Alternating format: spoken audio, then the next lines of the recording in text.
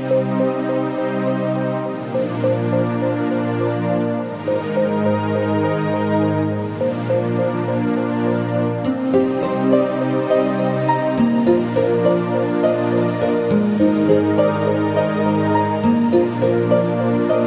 بچه بودیم روحمون سخت شده، زیر تیغ تیز جونمون صفر شده، هر گونه قانون زیر پامون له شده، وجدانمون خیلی وقت خف شده. چون اینجا میشی تو بدتر از سگ، تو حدی میشه قلبت سخت‌تر از سگ، تو مثل اکثریت تو هم لاشخور میشی، یا که کمک پیلیه که آشخور میشی. همه وحشی بیخبر از مدل نیست، فقط زنده بمون که مدل مهم نیست. اگه چشاتو یه لحظه بستی رفتی، به اینش فکر کن که چی بودی و چی هستی. اینجا که وایسادی حیات وحشه، واسه امثال تو جای نداره بچه. اینجا اکثر حوادث تلخه، اینجاست میفهمی که چقدر حقایق تلخه. اینجا که وایسادی حیات وحشه، واسه امثال تو جای نداره بچه. اینجا اکثر حوادث تلخه، اینجاست میفهمی که چقدر حقایق تلخه. کی وحشیه داره اینجا تقدم، رم کنی میدی تقاس توهم، بهتر اخ باشه تو صورتت بچه جون. اینجا شوخی میکنن اما به قصد جون، اینجا کسی عادت نداره به نشنیدن، حرفا رو گوش کن و بگو نه ندیدم. فرقی نکردم با روز اول، هنوز هستن آدمای کوه و جنگل. تنها فرقش اینه اینجا آسفالت شده، پشت دموکراسی همه چی ماسمال شده. اینجا که وایسادی حیات وحشه،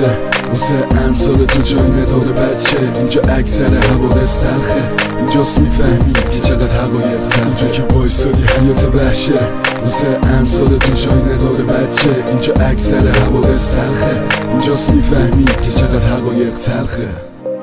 این فقط یه واقعیته، آخه انصاف نیست.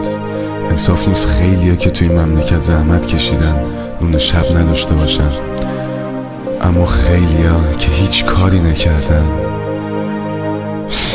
چی بگم والا؟ اینجا که وایسادی حیات وحشه، واسه امثال تو جای نداره بچه. اینجا اکثر حوادث تلخه، اینجاست میفهمی که چقدر حقایق تلخه. اینجا که وایسادی حیات وحشه، واسه امثال تو جای نداره بچه. اینجا اکثر حوادث تلخه، اینجاست میفهمی که چقدر حقایق تلخه.